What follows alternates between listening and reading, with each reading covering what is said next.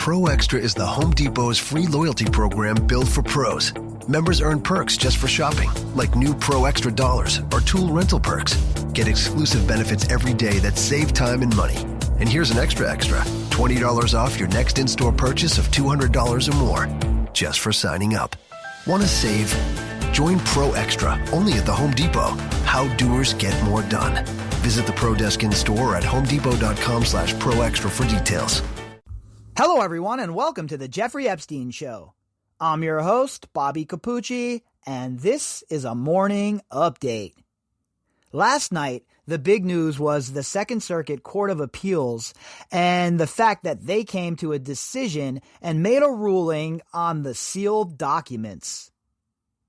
The Second Circuit Court of Appeals ruled in the favor of Judge Preska and affirmed her previous decision to unseal the 418 pages. Caught up in that is the fact that a new book is about to come out, and it is called The Spider, and the author is Barry Levine. And he has some pretty interesting things to say about Jeffrey Epstein and those in Jeffrey Epstein's orbit. I've read a couple of excerpts from the book, and a lot of this stuff is stuff we've talked about, stuff we know, but it is definitely interesting information, I'll tell you that much. It helps build more of an idea, it helps give more of a perspective, and it also adds more context. Look, a lot of people don't want to hear that their favorite politician, be it Donald Trump, Bill Clinton, or anyone else in between, is caught up with somebody like Jeffrey Epstein. And in fact, a lot of people will engage in cognitive dissonance, no matter the evidence that's presented to them.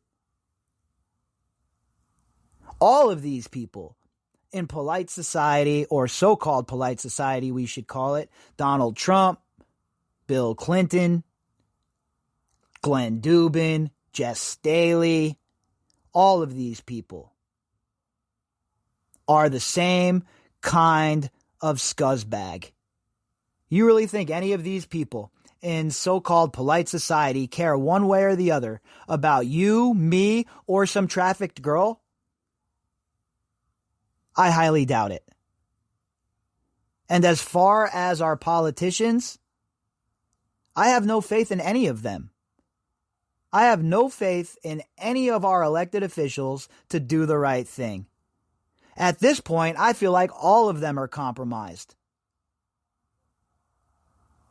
So when we hear stories coming from authors or sources about so-called polite society and the fact that Donald Trump was friends with Jeffrey Epstein, you see a lot of people run to their keyboards to start banging on it frantically to try and champion their guy. And that's not how this should work, folks. We should be open to whatever information is coming. We should process that information, and we should base our decisions on the evidence, not on our political tribe. That shit is a road to disaster, and I'm not saying that lightly. Tribalism is not going to do any of us any good in the big picture, and it's certainly not going to do anyone any good in this case. So, people just have to accept that their favorite politicians, their guys, their girls, and anyone in between who have hung out with Jeffrey Epstein are going to be put on blast for that relationship. Now, does that mean everybody who hung out with Jeffrey Epstein is part of the sex trafficking operation? Of course it doesn't mean that. I'm very clear about where I stand with that. And, I've had some pretty heated debates with people over that. My format is to follow what comes out in the news. And the second it appears in the news, we're right here in the studio and we're talking about it. I'm giving you my opinion and I'm breaking down the article. I'm not always right, that's for sure. Look, I'm a very flawed human being, okay? And most of us are, right? Most of us are not perfect, that's for sure. But when it comes to something like this, you have to be able to stuff your own political opinions, your own political bias, and chase the story to wherever it goes. And that's most certainly what I attempt to do here. So while I have my own political opinions, of course, I will follow this story and the evidence and the news wherever it leads us. I don't care if it leads us to Trump.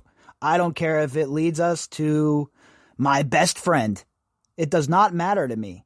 All that matters to me at this point, after all this time put into this case, after all of these hours I've put in, 385 straight days being on air here, all I care about is justice. And so when we have stories like this, it's inevitable that I'm going to get emails from both sides, and both sides aren't going to be happy that I've, aired out Clinton or I aired out Trump over their relationship with Epstein. But from where I'm sitting, that just means that I'm on the right path, right? If people are getting agitated in both tribes, then you're kicking over the right flower pots. You're banging on the right doors. And like I always say here on this podcast, at least for the time we spend together here on this podcast and while we're engaging in this case, I think it's a good idea for everybody to stuff their political opinions. It doesn't move the conversation forward. It does not move the narrative forward. What it does is it devolves into a bunch of name-calling, ad hominem attacks, and a bunch of straw man arguments and whataboutisms. And it's not productive. So that's why I don't engage in any of that nonsense ever. It's just not productive, and quite frankly, I don't have the time for it. But what I will tell you is this. There is no way in hell that if you're being an unbiased observer, that you can look at Donald Trump and Jeffrey Epstein's relationship and say there was nothing there. And say that they weren't homies, and say that they didn't kick it tough for quite some time, because they did. All of the evidence points to that. All of the people that were in the scene back then have said so. And those are just the facts of the situation. And the same goes for Bill Clinton. It is a fact, folks, that this guy lied about how many times he was on that plane. It's a fact that this guy lied about going to those other destinations. You know how I know it's a fact? Because witnesses have come out and spoken on the record about it. Has Bill Clinton and Hillary sued anybody over their supposed not trips to any of these properties? They have not. And I know I heard from a source directly at Zorro Ranch that Bill Clinton and Hillary Clinton had both been there before. So both sides of the aisle are neck deep in this shit. Both sides of the aisle are filled with hypocrisy and do-nothing sons of bitches that don't care about us. And I'm not going to carry water for any of them. It's double barrels blazing, complete evisceration, and scorched earth policy for anyone who was involved with Jeffrey Epstein. So, enough of me and my beard ranting. Let's hop into this article from The Sun and see what they have dug up out of this book called The Spider. This article was authored by Emma Parry. Headline, Dying Days. Epstein gossiped about Trump and Bill Clinton and said I'm motivated only by P-word to prison pals during last days. Sorry, I'm not going to say that word on the podcast. There's a lot of people listening who, don't need to hear that kind of nonsense out of my fat yap. So we'll go with P-word there. Jeffrey Epstein gossiped about Bill Clinton and Donald Trump and told prison pals he was motivated by only one thing, P-word, during his last days, according to an explosive new book. Well, he's not lying about his motivation, right? He was definitely motivated by that, certainly part of it. But there was a lot more going on there. He was motivated by his disgusting proclivities, by the fact that little young girls got him off, young teenagers, 12, 13, 14 years old. That's what got him going. And there is no doubt that girls were a big motivation in Jeffrey Epstein's life. But let's not forget the power. That was a big deal. Let's not forget him being able to exert that power over others. Another huge deal. As Dr. Stephen DeLay so kindly laid out for us when he talked about narcissism on the program. This is a classic case of a narcissist. A classic case. of somebody who the only treatment for, besides obviously them dying, is chemical castration and buried under a prison. That's the kind of man Jeffrey Epstein was. So it was not just that he was a horn dog. He wasn't just like Hugh Hefner or, some guy that's out looking for tail all the time. That wasn't what he was. It went a lot deeper than that. The psychology behind it. The book also claims prison staff may have tried to cover up Epstein's death by incorrectly reporting the incident to 9/11 operators in the moments after the disgraced financier, pedophile, was found dead in his prison cell to prevent an onslaught of media reports. That's some bombshell shit right there, right? All the other stuff we were going to talk about in this article, we've talked about before, the prison pal Mercy and some of the conversations he had with Epstein before his death, et cetera, but this shit right here is bombshell. No doubt about it. If this is real and this can be corroborated and Mr. Levine can back up these statements, this is a huge deal. A huge deal.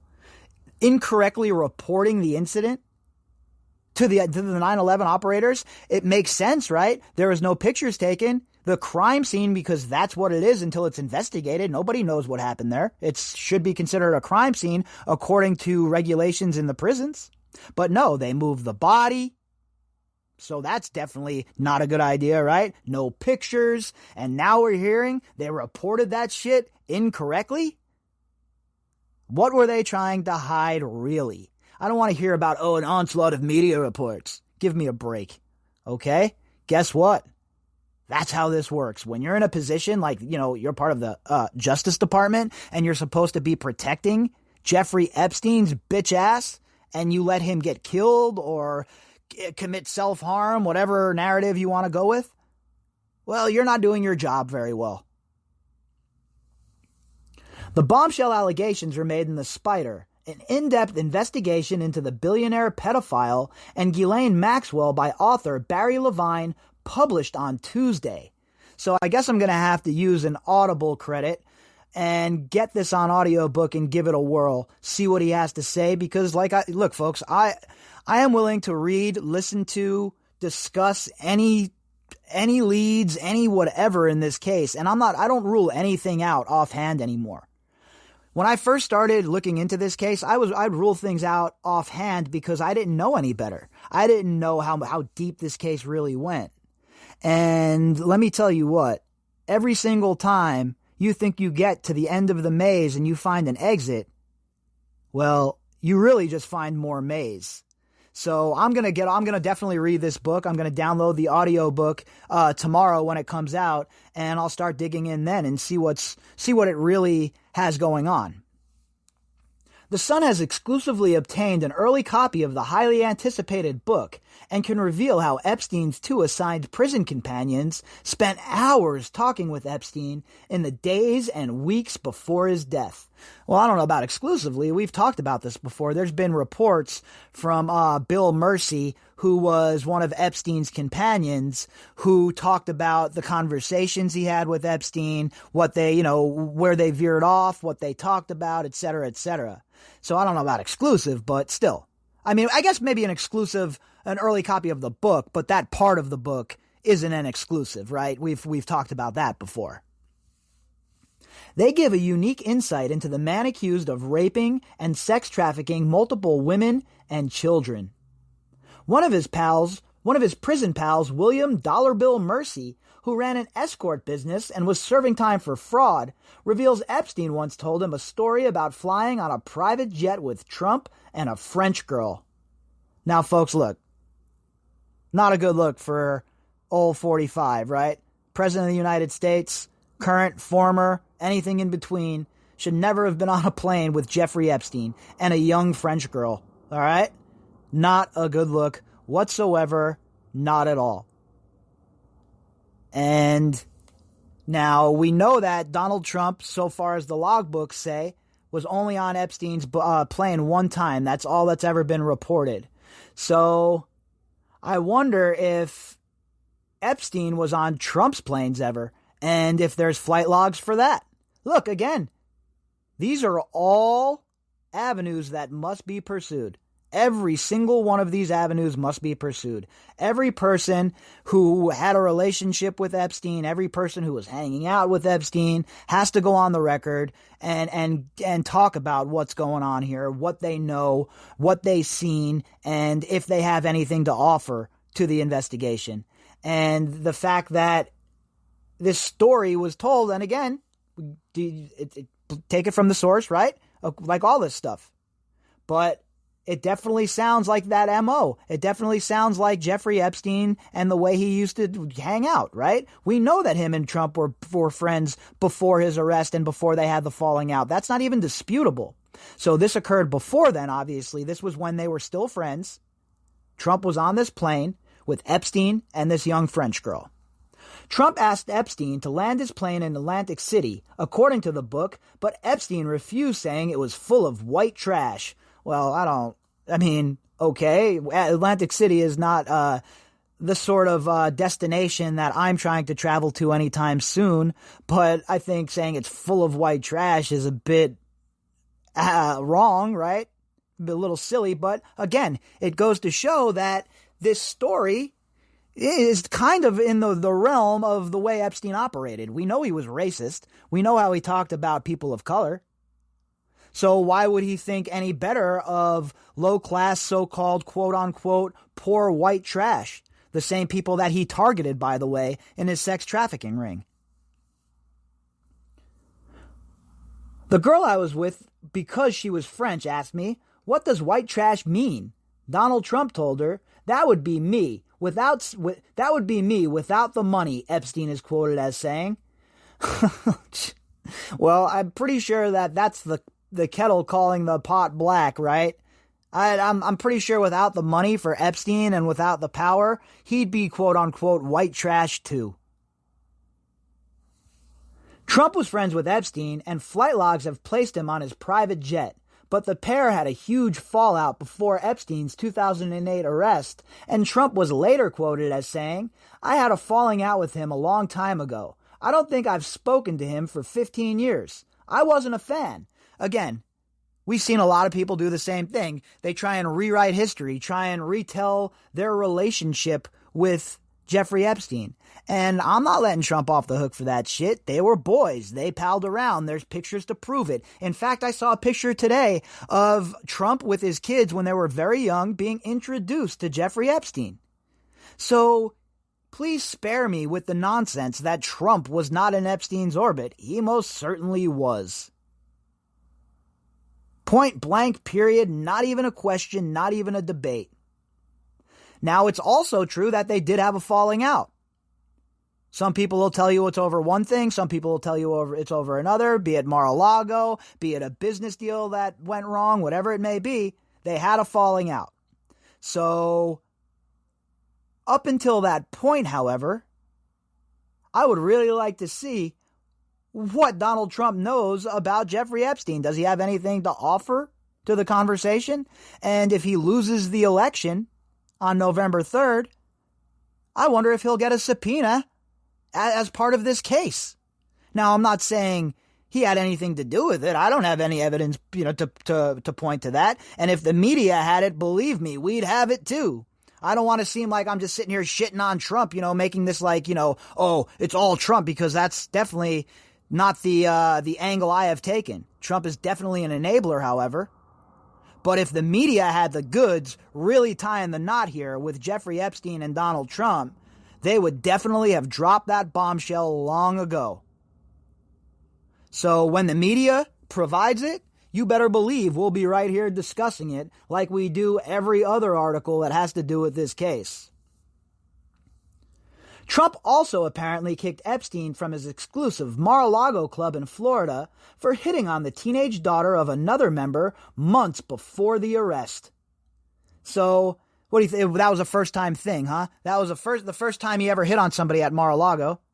Yeah, no, we know that Virginia was recruited there. So he was using Mar-a-Lago as a hunting ground for girls. He was using Mar-a-Lago as a place to go and find girls to groom and then abuse. This is what occurred before they had their falling out. Now, afterwards, after Trump threw him out and they had that falling out, who knows, maybe Jeffrey Epstein had bad blood and was MFing Trump and this, that, the other thing. But one thing I will say, one thing that is certainly clear to me, Jeffrey Epstein would have gotten away with this shit if Trump wasn't elected.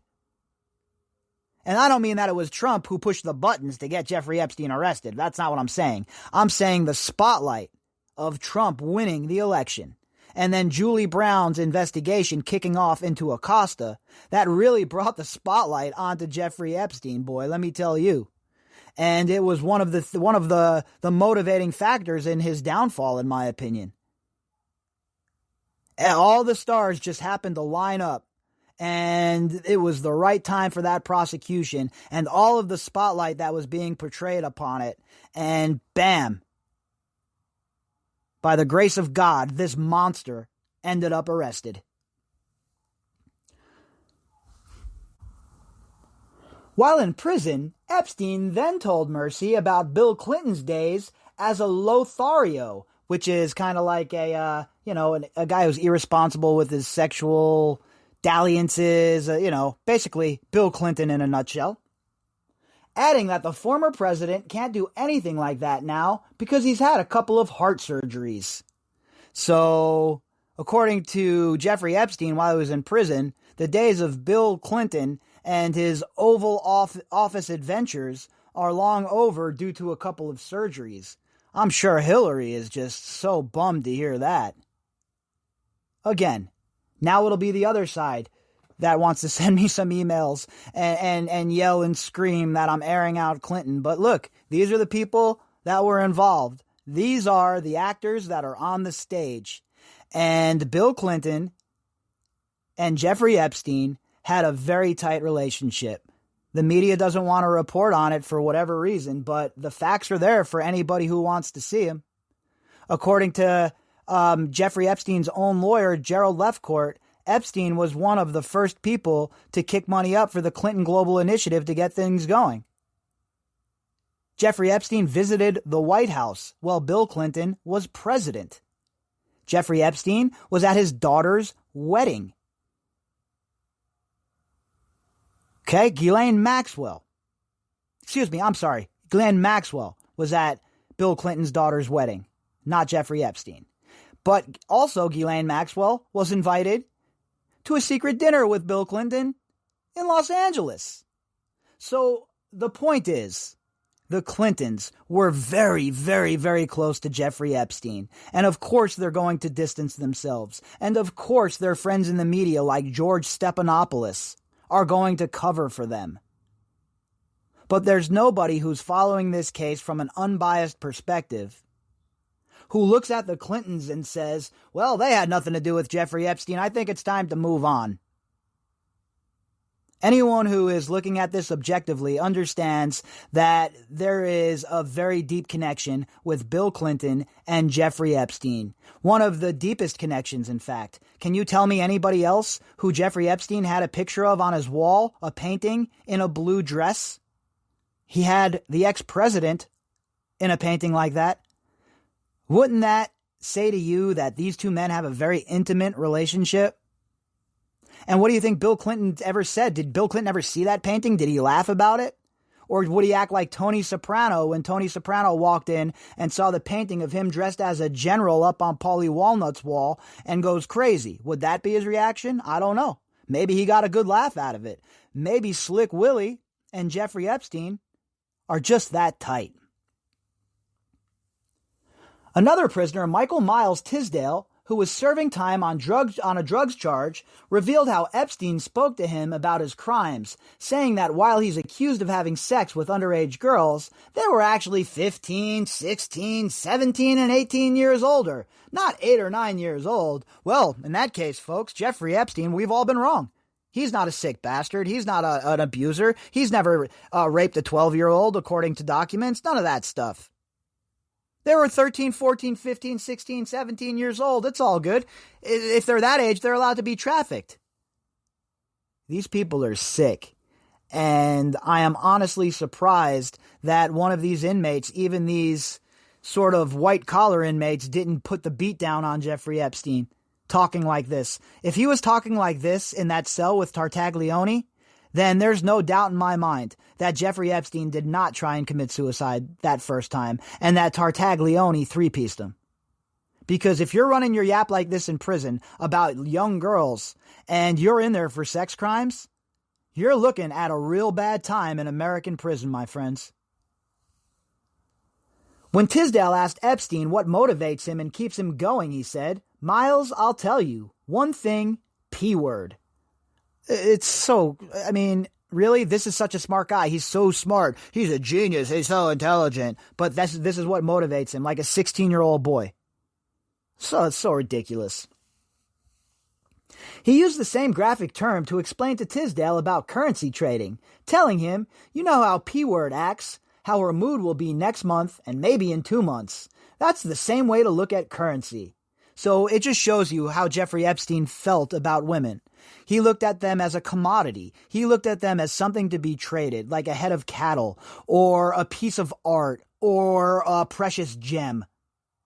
They weren't human beings to him. They weren't human beings to Ghislaine Maxwell either. They were simply assets, traded, used, abused, and discarded. And his commentary backs all of that up. Every time Jeffrey Epstein would talk, it would be crass. Every time the man would open his mouth, he would sound like a barbarian. All the money in the world cannot buy you morals. Tisdale told how Epstein was ostracized from the other prisoners who tried to extort him by selling him commissary items for high prices. Hell yeah, I can see that. I could see the inmates making sure that this dude's paying premium. Oh, you want a top ramen? $10, homie. And not that it's the money to Jeffrey Epstein, but it's the prisoners exerting force over Epstein, telling him he is no longer the boss. Now you're in here with some killers, some real alphas, and you are on the bottom of the totem pole. You're shit on the shoe. Buy me my cup of soup right now. That's what they're telling him. He also allegedly put money in his fellow inmates' commissary accounts to buy safety, although his lawyer denied this allegation. I don't doubt it for a minute. I do not doubt it for a minute. With all those people that visited him, all the people that were in and out, he could have easily had them put a few bucks on these people's books. And I wonder if there's a way to take a look at that. I know the Department of Corrections will say, "This is an ongoing investigation. We can't give you any information." But it's still a worthy investigation at some point, and I think maybe a Freedom of Information Act request might be in order for something like that. Because if there's a paper trail here, well, let's see it. A series of Freedom of Information requests obtained by author Barry Levine reveal a chaotic scene at MCC in the minutes and hours after Epstein was found dead in his cell. The first 9/11 call was made at 6:37 a.m., 4 minutes after Epstein was found hanging in his cell requesting emergency medical attention. Hanging? I think that's a bit of a stretch. You mean leaning forward from his bunk? Nah, that's more adequate. A minute later, the NYPD reported an aided case, which means that someone was in need of medical attention. However, later transcripts show how the call was recorded as a POS arrest. The reference was an indication that the jail was requesting an ambulance in connection with a possible criminal arrest, rather than any suggestion a cardiac arrest had occurred, the book states. So wait a minute, a cardiac arrest? I thought he died by hanging, so now we got a cardiac arrest involved as well, huh? And then the jail? Boy, they got some explaining to do. The Department of Justice and Darth Barr have a lot of explaining to do, in my opinion. You called this in the wrong way, saying it was a prisoner or a criminal arrest rather than it was a medical emergency? What in the F is wrong with you people, and what were you trying to hide, and why are you still covering it up? Peter Gleason, a criminal defense attorney and retired veteran of New York's police and fire departments, told the author that he believes the prison deliberately misreported the event to prevent photographers and journalists turning up at the scene. The Sun reached out to the MCC for comment. Wow. That's insane. And I don't doubt it for a minute. We know how that place is being run. We know it's a shithole. We know the people in charge don't care. And we know, obviously, the workers don't care either. They're sleeping on their shifts. So you think it's too far of a stretch for them to be involved in some sort of cover-up here to try and save face? Could that be why the footage is missing? There is just a whole lot that does not add up. And if they think I'm ever going to accept the narrative that they're trying to force feed us, if they think I'm ever going to accept Bill Barr at his word, they are dreaming. Epstein was found dead in his cell at New York's MCC prison in August, age 66, awaiting trial on a slew of child sex trafficking charges. His alleged madam, co-conspirator, fellow child abuser, general all-around scuzzbag, and bipedal serpent Maxwell, 58, was arrested in July at her New Hampshire hideout and is awaiting trial accused of helping Epstein to traffic minors. The spider inside the criminal web of Jeffrey Epstein and Ghislaine Maxwell is on sale on Tuesday. So, I'm definitely going to download this audiobook. Right now I'm going to go pre-order it. So when I wake up later on, when I get it later on, I'll be able to check it out, start listening to it, see what's up. And hopefully it gives us some more revelations, right? But there are a lot of books coming out about Jeffrey Epstein and Ghislaine Maxwell. There are a lot of authors who are getting involved. And I'll tell you what, there are some documentarians who are starting to kick the tires on some documentaries involving Ghislaine Maxwell, Jeffrey Epstein. And I know that for a fact. So the more information that comes out, the more context that we can add, the better off we are going to be as far as really understanding and grasping this case for what it truly is. Not a conspiracy theory, a vast cover-up. If you'd like to contact me, you can do that at Bobbycapucci at protonmail.com. That's BOBBYCAPUCCI at protonmail.com. You can also find me on Twitter at BOBBY_CAPUCCI. All of the links that go with this episode can be found in the description box. All right, everybody, I'll be back later with that daily drop, and we'll see what's what. Let me be straight with you. This is a radio commercial for 3 Small Business Insurance. With 3, your entire business is covered. So while you can't see the following scene, just know that this contractor's business is protected by 3. Hey, toss me that drill. Yeah, man. Heads up. Oh, that looks expensive. Now this is an insurance moment. But 3's got it covered. 3 is a product of Berkshire Hathaway Direct Insurance Company. 3, no nonsense, just common sense. Do-it-yourself doesn't have to mean all by yourself. Help is as close as HomeDepot.com/workshops, now with free DIY live stream workshops. Live hands-on courses from real expert associates. Learn how to install floor tile, create a tile backsplash, replace a thermostat, and more. All from the best seat in the house, yours. To register, go to HomeDepot.com/workshops. Only from the Home Depot. How doers get more done.